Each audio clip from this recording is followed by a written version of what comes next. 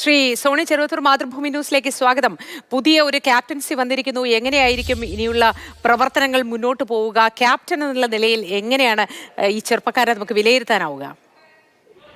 സത്യത്തിൽ ശുഭൻ ഗിൽ എന്ന ക്യാപ്റ്റനെ കഴിഞ്ഞ സീസണിലും ഈ സീസണിലേക്ക് ഒരു ഇവോൾവ് ചെയ്ത ക്യാപ്റ്റനായിട്ടാണ് നമുക്ക് IPL കാണാൻ സാധിക്കുന്നത്. അദ്ദേഹത്തിന്റെ തന്നെ വാക്കുകൾ നമ്മൾ പരിശോധിക്കുകയാണെങ്കിൽ കഴിഞ്ഞ സീസണിൽ ആ ഒരു പക്വത എനിക്കുണ്ടായിരുന്നില്ല, പക്ഷെ ഈ സീസണിലേക്ക് അല്പം കൂടി ശ്രദ്ധയോടുകൂടി അല്ലെങ്കിൽ കുറച്ചുകൂടി സമയം അതിന് കണ്ടെത്തി ഞാൻ ഒരു ക്യാപ്റ്റൻസിക്ക് വേണ്ടി കൂടി അദ്ദേഹം വർക്ക് ചെയ്തിട്ടുള്ള ഒരു ക്യാപ്റ്റനാണ് നമുക്ക് ഈ സീസണിൽ IPL കാണാൻ സാധിക്കുന്നത്. പക്ഷേ ഇന്ത്യയുടെ ടെസ്റ്റ് ടീമിന്റെ ക്യാപ്റ്റൻ എന്ന് പറയുന്ന സമയത്ത് കുറച്ചുകൂടി ഉത്തരവാദിത്വമുണ്ട്, കുറച്ചുകൂടി സമ്മർദ്ദം ഉണ്ടാകും. പക്ഷേ ആ സമ്മർദ്ദങ്ങൾക്ക് അദ്ദേഹം തയ്യാറാണെന്നുള്ള സൂചനകളാണ് നമുക്ക് ആദ്യം ലഭിക്കുന്നത്. ശ്രീ സോണി ചെറുവത്തൂർ, ഒപ്പം കരുൺ നായർ ടീമിലേക്ക് മടങ്ങി എത്തിയിരിക്കുകയാണ്. അടുത്തൊരു മികച്ച പെർഫോമൻസിനുള്ള അവസരമാണ് അദ്ദേഹത്തെ സംബന്ധിച്ചുള്ളത്. എത്രത്തോളം നിർണായകമാണ് ഈ കരുൺ നായരുടെ മടങ്ങിവരവ്? വലിയ നീതിയാണ് അദ്ദേഹത്തിന് ലഭിച്ചിരിക്കുന്നതെന്ന് തോന്നുന്നു. കാരണം ഇതിനു മുമ്പുള്ള ഒരു ഇംഗ്ലണ്ട് സീരീസ് ഞാൻ എൻ്റെ മനസ്സിലേക്ക് പെട്ടെന്ന് ഓർമ്മ വരികയാണ്. കാരണം 300 അടിച്ചതിന് ശേഷം അതിനധികം വൈകാതെയുള്ള ഒരു ഇംഗ്ലണ്ട് സീരീസ് ആയിരുന്നു അവിടെ.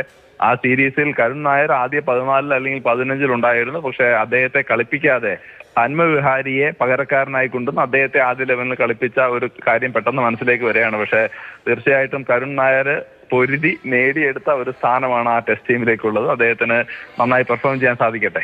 ഒപ്പം നമ്മൾ ശുഭ്മാൻ ഗില്ല് വിരാട് കോഹ്ലിയുടെ ആ പൊസിഷനിലായിരിക്കും ബാറ്റ് ചെയ്യുക എന്നും പറയുന്നുണ്ട്. അപ്പോൾ വിരാട് കോഹ്ലിയെ സപ്ലിമെന്റ് ചെയ്തുകൊണ്ട് മികച്ചൊരു ക്യാപ്റ്റനായും ഒപ്പം ആ വിരാട് കോഹ്ലിയുടെ അഭാവത്തിൽ ടീമിന്റെ ഒരു നെടുതൂണായും ഒപ്പം നിന്ന് ഗംഭീരമായ ഒരു പെർഫോമൻസ് കാഴ്ചവെക്കുമെന്ന് തന്നെ കരുതാം അല്ലേ?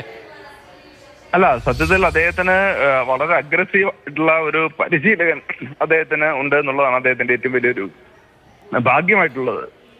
വിരാട് കോഹ്ലിയെ പോലെ അഗ്രസീവ് ആയിട്ടുള്ള ഒരു ക്യാപ്റ്റൻ ആയിരിക്കും, അഗ്രസീവ് ആയിട്ടുള്ള തീരുമാനങ്ങൾ എടുക്കുമോ എന്നുള്ളത് ഒരുപക്ഷെ നമുക്ക് കാത്തിരുന്ന് കാണേണ്ടതുണ്ട്. ഈ ബുംറയുടെ പേരും വളരെ സജീവമായി തന്നെ ഉണ്ടായിരുന്നല്ലോ. ഒരുപക്ഷെ എന്ത് കാരണത്തിന്റെ അടിസ്ഥാനത്തിലായിരിക്കാം അവസാന നിമിഷം ഗില്ലിന് നറുക്ക് വീണത്?